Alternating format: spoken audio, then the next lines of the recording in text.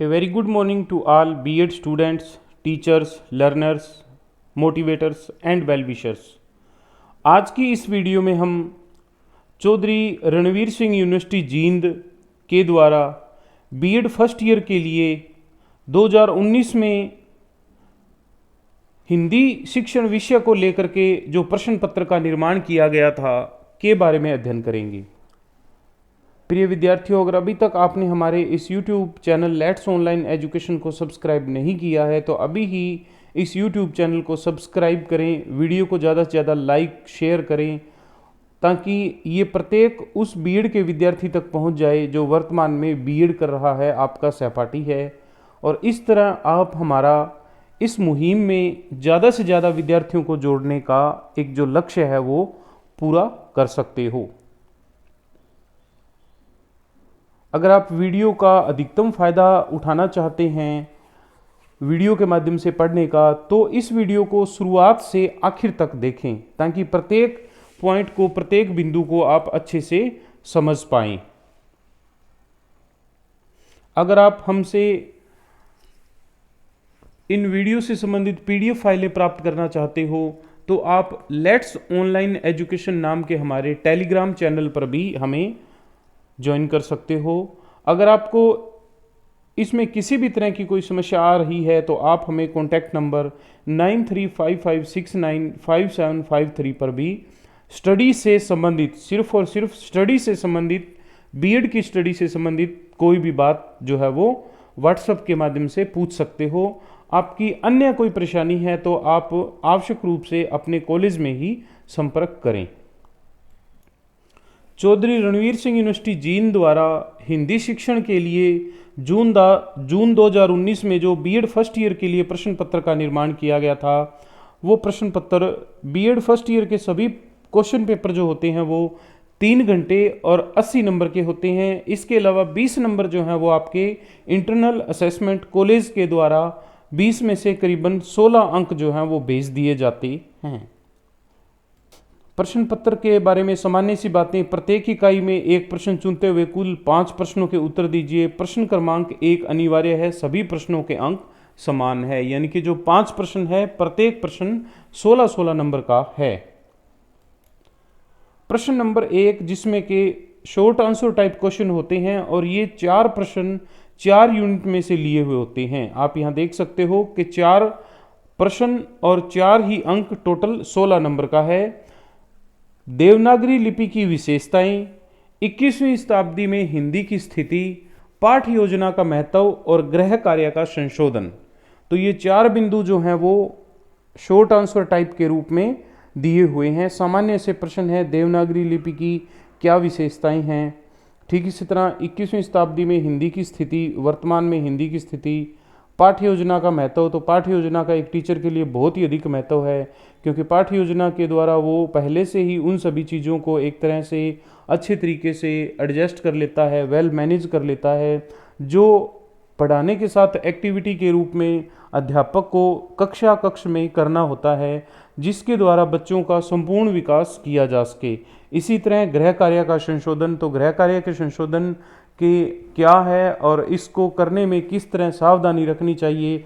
जैसे बच्चों में खासकर उनकी अगर प्राइमरी सतर है तो बच्चों की लिखावट से जुड़ी हुई चीज़ें, सुंदर लिखावट हो। ठीक इसी तरह गलतियां कम से कम हों, बच्चे बिल्कुल एक लाइन के अंदर लिखें, ऊपर का डंडा वगैरह या अक्षरों का निर्माण वगैरह, शब्दों का निर्माण वगैरह, या वाक्य में किसी भी तरह की कोई त्रुटियां हैं तो ये चीज़ें सारी गृह कार्य संशोधन के रूप में आती हैं।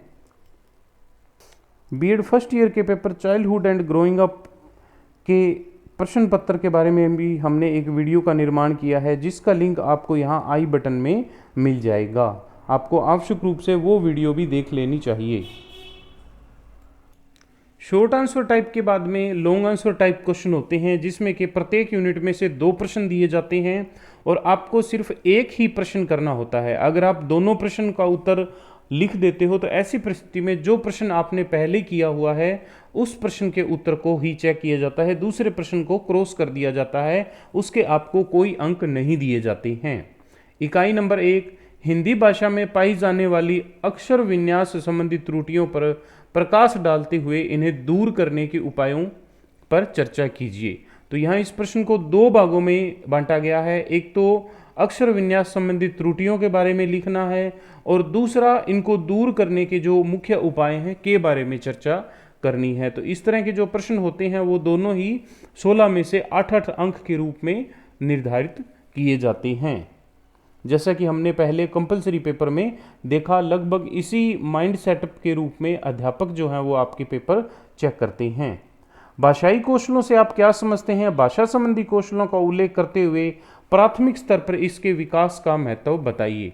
तो इस प्रश्न में एक तो आपको भाषाई कौशल के बारे में चर्चा करनी है, दूसरा इसका उल्लेख करते हुए आपको प्राथमिक स्तर पर इसके विकास के महत्व के बारे में चर्चा करनी है। तो यहाँ भी ये जो है वो दो भागों में है, क्योंकि दूसरा भाग बड़ा है। तो यहाँ ये जो उत्तर है ये एक तरह से 8-8 की बजाय 10 और 6 के रूप में भी डिवाइड हो सकता है। इसी तरह इन बातों को ध्यान में रखते हुए आपको प्रश्न को उत्तर जो है वो देना चाहिए। ये न हो कि भाषाई कौशलों से आप क्या समझते हैं इस बारे में आप ज़्यादा लिखें और जो प्राथमिक स्तर पर इसके विकास का महत्व है इसको आप कम लिखें। इस तरह की गलती आपको पेपर का उत्तर लिखते समय नहीं करनी चाहिए, बल्कि प्रश्न एक यूनिट में जो दो बड़े प्रश्न हैं, दोनों प्रश्न आपको अच्छे से पढ़ लेने चाहिए, फिर उसमें समझ लेना चाहिए कि क्या क्या चीज़ें पूछी गई हैं, और ठीक इसी तरह अपने दिमाग में एक उसका स्केच तैयार कर लेना चाहिए कि किस किस रूप में आप इस प्रश्न का उत्तर दोगे। और जो आपको ज़्यादा अच्छा लगता हो कि इस प्रश्न का उत्तर मैं ज़्यादा बढ़िया तरीके से दे सकता हूँ, उसी प्रश्न का उत्तर आपको इसमें देना चाहिए, ताकि आप अच्छे अंक प्राप्त कर सकें और आपकी परसेंटेज भी अच्छी बने। इकाई नंबर 2, सूचना एवं संप्रेषण तकनीक के माध्यम से बच्चों में भाषाई कौशलों का विकास कैसे किया जा सकता है, विस्तार से प्रकाश डालिए।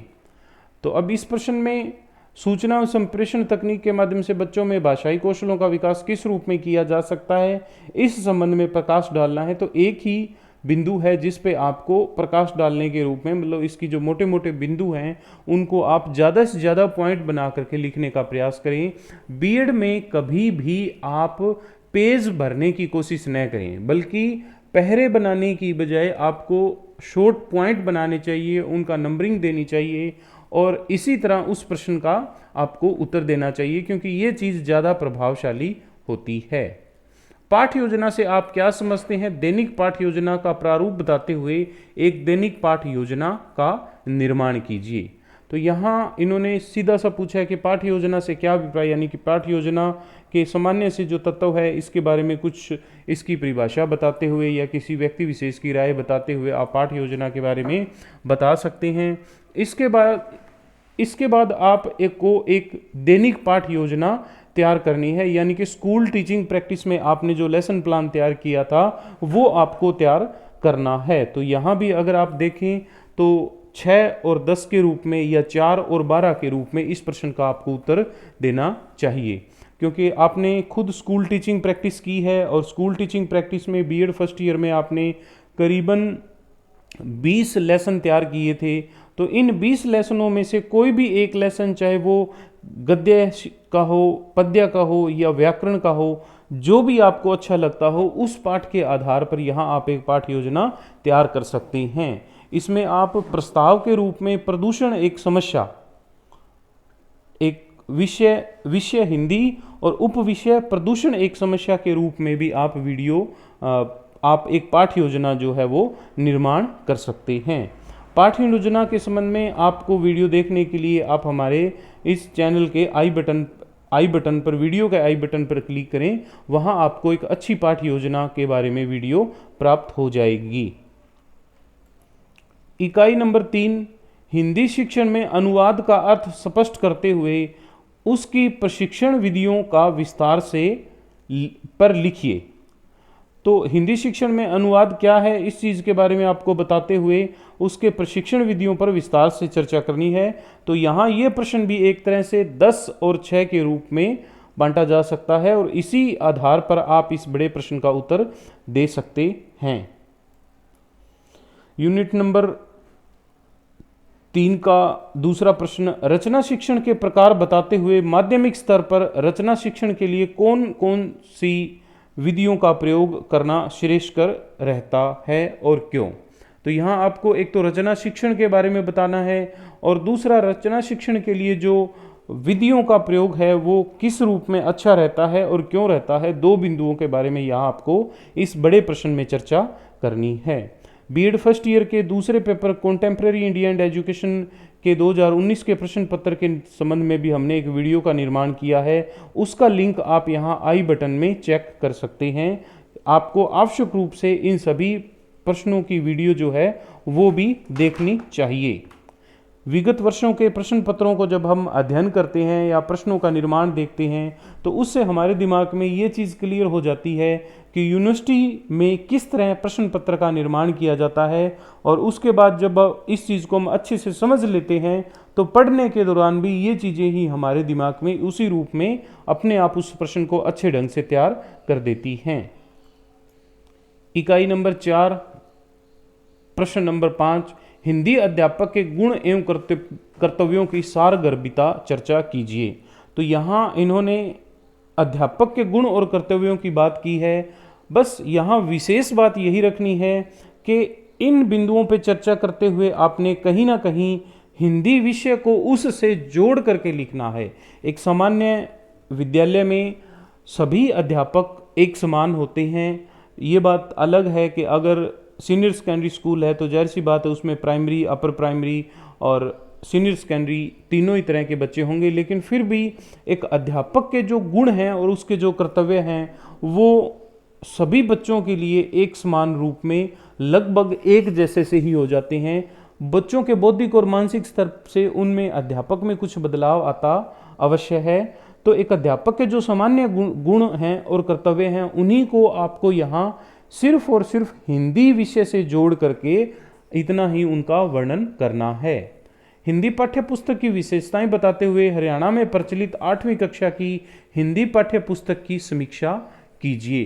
तो ये जो दूसरा प्रश्न है ये भी बहुत अच्छा प्रश्न है। यहाँ आपको हिंदी पाठ्य पुस्तक की जो सामान्य विशेषताएं हैं उन पे चर्चा करनी है और इसके साथ साथ हरियाणा में जो 8वीं कक्षा के लिए हिंदी की पाठ्य पुस्तक का निर्माण किया गया है उसका समीक्षात्मक वर्णन करना है।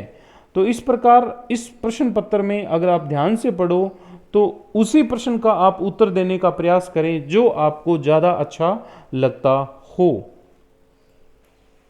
चौधरी रणवीर सिंह यूनिवर्सिटी द्वारा बीएड फर्स्ट ईयर के तीसरे पेपर लर्निंग एंड टीचिंग के संबंध में 2019 में जून 2019 में जो प्रश्न पत्र का निर्माण किया था इस संबंध में भी हमने एक वीडियो का निर्माण किया है जिसका के लिंक आपको यहाँ आई बटन में मिल जाएगा।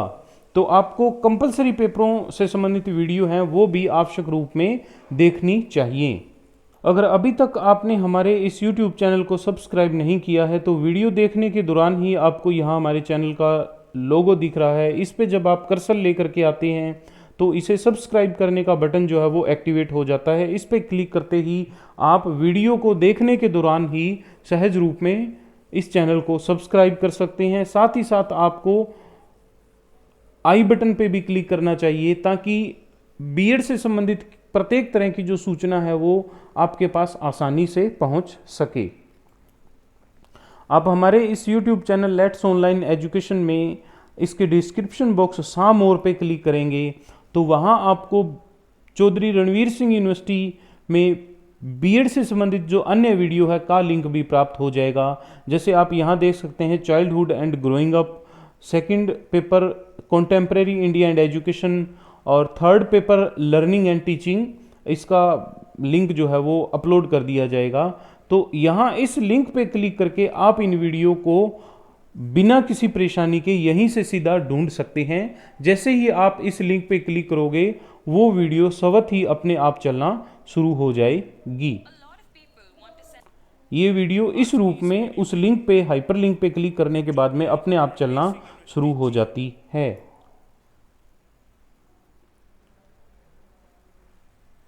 धन्यवाद।